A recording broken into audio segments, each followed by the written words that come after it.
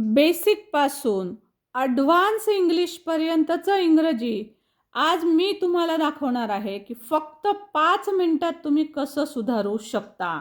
फक्त 5 minute basic to advance 80% वरचं इंग्रजी ह्या 5 मिनिटात पक्कं होईल. चला तर मग बघूया. इंग्रजी सोपं जावं असं वाटत असेल तर त्यासाठी आवश्यकता असते ती सर्व वर्ब समजून घेण्याची. आणि या जर पेअर अशा पद्धतीनं तुम्ही पाठ केल्या तर तुमचं इंग्रजी जे आहे ते 100% पक्कं म्हणजे पक्कंच होणार आहे. फक्त गरज आहे ती हे मी जे सर्व क्रियापदं दाखवते ह्या सर्व जोड्या आहेत या अशाला अशा पाठ करायच्या. त्या कशाच्या आहेत कोणत्या आहेत ते तुम्हाला सांगते.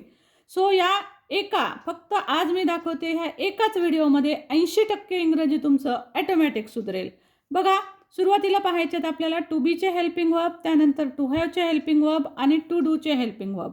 तुम्ही म्हणाल मॅम आम्हाला हे माहिती आहे, परंतु प्रत्येक सब्जेक्टच्या पुढे आपण काय घ्यायला पाहिजे हे जर क्लिअरली तुम्ही पाठ केलं, लहान मुलांकडून पाठ करून घेतलं, जे बिगिनर्स आहेत त्यांनी हे सर्व पाठ केलं तर इंग्रजी कधीच कधीच कधीच अवघड जाणार नाही. फक्त एवढं मात्र आहे की हे अगदी मुखपाठ पाहिजे, तोंडपाठ असायला हवं. तर बघा टू बीचे क्रियापदं आहेत. प्रेझेंटमध्ये येतात एम इज आर, पास्टमध्ये वॉज वर, फ्युचरमध्ये विल बी शाल बी असे 2 वापरले जातात. पण फक्त विल बी वापरले तरीसुद्धा चालू शकतं, कारण आजकाल सगळीकडे विल बीचाच वापर होत आहे. आता एवढे सगळे सब्जेक्ट का दाखवलेले आहेत? मेनली बघा आपल्याला वाक्य जे तयार करावे लागतात त्यासाठी आपण ह्या प्रोनाउन्सचा उपयोग करतो. आय, वी, हे you, we, they, he, she, it हे सगळे प्रोनाउन. किंवा आपण नाऊन वापरतो, सिंग्युलर नाऊन, जसं की राम आहे, श्याम आहे, हे सिंग्युलर नाऊन झाले. पण राम आणि श्याम दोघं एकत्रित असतील तर तो होतो प्लुरल फॉर्म म्हणजे अनेकवचनी. तर मी असे सर्व वेगवेगळे एक्झाम्पल घेतलेले आहेत. जसं की एकवचनी अजून एक सब्जेक्ट घेतला आहे मी, माय फादर. एक एक्झाम्पल म्हणून घेतलेले आहेत. म्हणजे यात मी तुम्हाला नाऊन पण दाखवलेत, सर्व प्रोनाऊन दाखवलेत, ज्यापासूनचे नेहमी वाक्य तुम्हाला पाठ करावे लागतात, म्हणावे लागतात. तर या सर्व सब्जेक्ट पुढे नेमकं हेल्पिंग वर्ब कोणता घ्यायचा हे जर तुम्हाला समजलं, हे जर तुम्हाला अगदी पाठ असेल, ते पण काळानुसार लक्षात घ्या, हे काळानुसार पाठ करायचं आहे. म्हणजे आयच्या पुढे टू बीचं क्रियापद ॲम येतं, पण कुठे येतं? प्रेझेंटमध्ये ॲम येतं. पास्टमध्ये कोणते क्रियापद येतात? वॉज आणि वर येतं. तर मग फॉर एक्झाम्पल बघा पाठ करताना असं पाठ करा, पुन्हा एकदा सांगते, to be present tense I am, you are, we are, they are, he is, she is, it is, Ram is, Shyam is, Ram and Shyam are, my father is, my mother is. असं कुठलंही सिंग्युलर सब्जेक्ट घेतला तर इज येईल, plural घेतला तर R येईल. So या पद्धतीनं हे पाठ करा. तशाच पद्धतीनं टू बी पास्ट असं पाठ कराल, I was, you were, we were, they were, he was, she was, it was, Ram was, Shyam was, Ram and Shyam were, my father was. याच पद्धतीनं विल बी पाठ करा. आता हे या पद्धतीच्या पेअर जर पाठ झाल्या तर पुढचं ग्रामर शिकत असताना तुम्हाला कोणतीच अडचण येत नाही. हे जे हेल्पिंग वर्ब आहेत हे सुरुवातीला मी टू बीचे सांगितले, त्यानंतर टू हॅवचे हेल्पिंग वर्ब असतात. टू हॅवच्या हेल्पिंग वर्बमध्ये प्रेझेंटमध्ये हॅव आणि हॅज येतं, पास्टमध्ये येतं हॅड आणि फ्युचरमध्ये येतं विल हॅव. ओके, सो हे सर्व टू हॅवचे हेल्पिंग वर्ब आहेत. सो आता हे टू हॅवचे हेल्पिंग वर्ब कसे म्हणायचे तर आय आणि अनेकवचनी सब्जेक्ट जे आहेत यू, वी, दे या सर्वांच्या पुढे हॅव येतं. लक्षात ठेवा, सिंग्युलर यू जरी आला तरी पण हॅवच येतं. त्यानंतर ही, सी, इट याच्या पुढे नेहमी हॅज येतं, म्हणजेच third person singular. Third person सिंग्युलरचं कुठलंही नाऊन असेल, राम असेल, श्याम असेल, कुठलंही नाऊन असेल तर त्याच्या पुढे सिंग्युलर नाऊन त्यापुढे हॅज येतं. पण जर तेच नावं प्लुरल झाले, आता राम आणि श्याम दोघं जण आहेत तर त्यावेळेस मात्र आपल्याला हॅव घ्यावं लागेल. My father has, my father singular subject आहे त्यामुळे आपल्याला म्हणावं लागेल माय फादर हॅज. याच पद्धतीनं मग आपल्याला टू हॅवचं पास्टमध्ये पाठ करावं लागेल.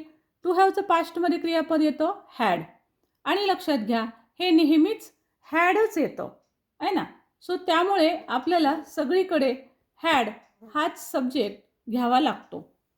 सो सगळीकडे हॅड येईल. विल हॅवचं तसंच आहे, विल हॅव एकच क्रियापद आहे त्यामुळे कुठलाही सब्जेक्ट येऊ द्या त्यापुढे विल हॅवच घ्यायचं आहे.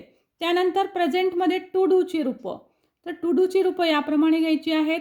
ही सी इटच्या पुढे डज घ्यावं लागेल. राम सिंग्युलर थर्ड पर्सन आहे, यापुढे पण डज येतं. ओके. सो अशा पद्धतीनं टू डूच्या रूपामध्ये पास्टमध्ये येतं डीड. सो सगळीकडे डीडच घ्यायचं आहे हॅडसारखं. फ्युचरमध्ये येणार आहे विल डू. जनरली डूची रूपं जी आहेत ती निगेटिव्ह सेंटेन्सेससाठी आपण वापरत असतो. यानंतर अगदी एकाच मिनिटात सांगेल, यानंतर महत्त्वाची क्रियापदं असतात मोडल्स. मोडल्स म्हणजे मोडल ऑक्झिलरीज. यांना स्वतःचा असा विशिष्ट एक अर्थ असतो, त्यानुसार याचे वाक्य तयार होतात. पण हे पण कुठे काय घ्यावं हे समजत नाही आपल्याला. सो त्यासाठी मी इथे हे लिहून दाखवलेलं आहे. So can, could, may, might, must, will, would, shall, should, ought to, need to, dare to, use to हे असतात 13 बेसिक मोडल्स. या बेसिक मोडल्सपासून वाक्य कसे बनवायचे? तर याचं एक मस्त अशी चांगली गोष्ट अशी आहे की हे क्रियापद कोणताही सब्जेक्ट घेतला तरी त्याच्या पुढे सेमच क्रियापद राहतं. फॉर एक्झाम्पल आयच्या पुढे कॅन, सगळीकडे कॅन येतं. कोणताही सब्जेक्ट चेंज करा कॅनच येईल. कुड घेतलं, कुडचं पण सेम आहे. आय पुढे कुड येईल, सी पुढं, ही पुढं, राम पुढं, मीना पुढं, सगळ्यांपुढे कुड येतं. मग तसंच प्रत्येक मोडल ऑक्झिलरी जो आहे तो कुठल्याही सब्जेक्ट पुढे तोच येतो, बदलायचं काम पडत नाही. जसं की हॅव आणि हॅ झालं तर सब्जेक्टनुसार चेंज करावं लागतं, परंतु मोडल्स मात्र बदलावे लागत नाहीत. सो सिम्पली हे पाठ असणं गरजेचं आहे. त्यानंतर बघा मी इथं प्रेझेंट, पास्ट आणि फ्युचर याचा फॉर्म दाखवलेले आहेत. V1, V2 आणि फ्युचर फॉर्म. सिम्पलचेच तीनही रूपं मी दाखवलेले आहेत. सिम्पल प्रेझेंट दाखवले, सिम्पल पास्ट आणि सिम्पल फ्युचर दाखवले. हे तीन काळ जर तुम्हाला कळाले की याच्या रचना कशा असतात तर तुम्हाला 80% इंग्रजी केवळ ह्या तीनच वाक्यांवरून 80% इंग्रजी जमतं. सो त्यासाठी तुम्हाला काय करावं लागतं मग? तर या पद्धतीनं बघा, वर्बचा फर्स्ट फॉर्म वापरावा लागतो आय वर्क. हे अगोदरचे सर्व तुम्हाला मी हेल्पिंग वर्ब सांगितले. आता मेन वर्ब आल्यावर हे मेन वर्ब आले की टेन्सेस सुरू होतात. सो हे 3 टेन्स पाठ करा. आय वर्क पास्ट फॉर्ममध्ये सेकंड रूप घ्यावं लागतं.